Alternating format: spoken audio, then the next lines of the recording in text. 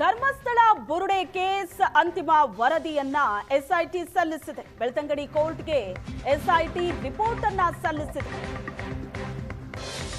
ನ್ಯಾಯಾಧೀಶ ಶಶಾಂಕ್ ನಾಗೇಂದ್ರ ಭಟ್ ಎದುರು ವರದಿ ಸಲ್ಲಿಕೆಯಾಗಿದೆ.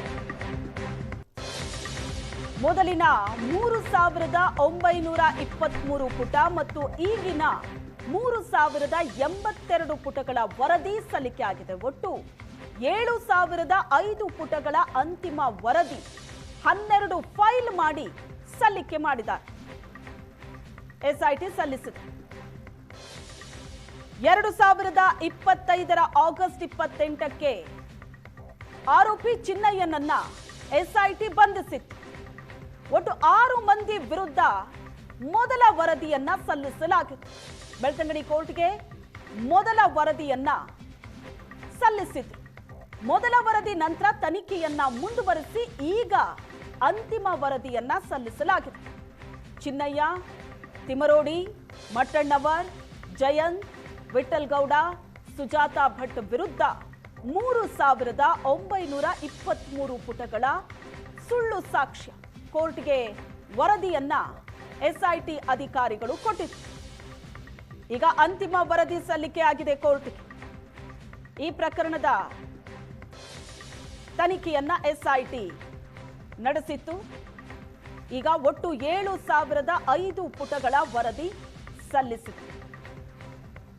ಮೊದಲ ಹಂತದಲ್ಲಿ ಮತ್ತು ಎರಡನೇ ಹಂತದಲ್ಲಿ ಅಂದ್ರೆ ಅಂತಿಮವಾಗಿ 7005 ಪುಟಗಳ ವರದಿ ಸಲ್ಲಿಕೆ ಆಗಿದೆ.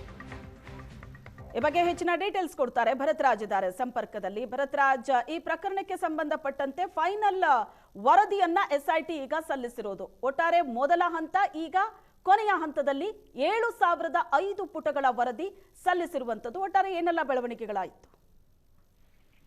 ಶ್ವೇತಾ, ಹೌದು, ಈ ಧರ್ಮಸ್ಥಳದ ಬುರುಡೆ ಪ್ರಕರಣ ಏನಿದೆ, ಬುರುಡೆ ಪ್ರಕರಣಕ್ಕೆ ಸಂಬಂಧಪಟ್ಟಂತೆ ಎಸ್ಐಟಿ ನಿರಂತರವಾಗಿ ಕಳೆದ ಜುಲೈನಲ್ಲಿ ಈ ಪ್ರಕರಣ ಮುನ್ನೆಲೆಗೆ ಬಂದಿತ್ತು. ಈಗ ಅಂತಿಮ ಜುಲೈ 19ರ ನಂತರ ಈ ಪ್ರಕರಣ ಚರ್ಚೆಗೆ ಬಂದು ಆ ಬಳಿಕ ಡಿಗ್ಗಿಂಗ್ ಎಲ್ಲಾಗಿ ಬೇರೆ ಬೇರೆ ರೀತಿಯ ಆಯಾಮಗಳನ್ನ ಪಡ್ಕೊಂಡಿತ್ತು.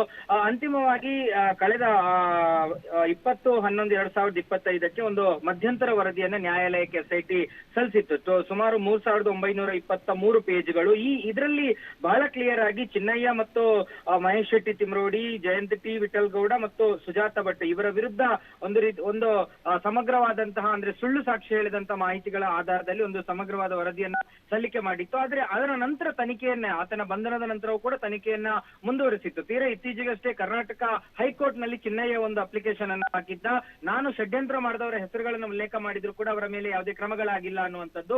ಈ ಹಿನ್ನೆಲೆಯಲ್ಲಿ ಒಂದು ವರದಿಯನ್ನ ಸಲ್ಲಿಕೆ ಮಾಡಬೇಕು ಅನ್ನುವಂತ ಒಂದು ಇದನ್ನ ಹೈಕೋರ್ಟ್ ಕೂಡ ಬಹಳ ಸ್ಪಷ್ಟವಾಗಿ ಹೇಳಿತ್ತು. ಈ ಎಲ್ಲ ವಿಚಾರಗಳ ಬೆನ್ನಲ್ಲೇ ಈಗ ಇವರು ಒಂದು 3082 ಪೇಜ್ಗಳ ಒಟ್ಟು ಮೊನ್ನೆ ಮತ್ತು ಇವತ್ತು ಸಲ್ಲಿಸಿದ ಇದನ್ನ ಸೇರಿಸಿದೆ. ಸುಮಾರು 7005 ಪುಟಗಳ ಒಂದು ಫೈನಲ್ ಚಾರ್ಜ್ ಶೀಟ್ ಅನ್ನ ನ್ಯಾಯಾಲಯಕ್ಕೆ ಸಲ್ಲಿಕೆ ಮಾಡಲಾಗಿದೆ. ಅದನ್ನು ಗಮನಿಸಬೇಕು, ಈವರೆಗೆ ಚಿನ್ನಯ್ಯನನ್ನು ಹೊರತುಪಡಿಸಿ ಯಾರನ್ನ ಕೂಡ ಬಂಧನ ಮಾಡದೆ ಈ ಒಂದು ಚಾರ್ಜ್ ಶೀಟ್ ಅನ್ನ ಸಲ್ಲಿಕೆ ಮಾಡಲಾಗಿದೆ. ಇನ್ನು ಮುಂದೆ ಕಾನೂನಿನ ಪ್ರಕ್ರಿಯೆಗಳು ನ್ಯಾಯಾಲಯದಲ್ಲಿ ಇನ್ನೊಂದಷ್ಟು ದಿನಗಳಲ್ಲಿ ಅದರ ಮುಂದಿನ ಹಂತದ ಪ್ರಕ್ರಿಯೆಗಳು ನಡೀಬಹುದು ಅನ್ನೋ ಸಾಧ್ಯತೆಗಳು ಇರುವಂತದ್ದು.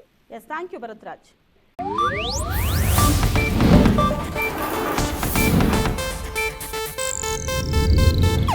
ಇದು ಏಷ್ಯಾನೆಟ್ ನ್ಯೂಸ್ ನೆಟ್ವರ್ಕ್ ಪ್ರಸ್ತುತಿ.